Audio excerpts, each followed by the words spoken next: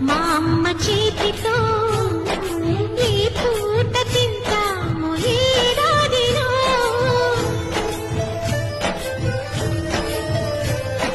చక్కగా మా నాన్న పక్కగా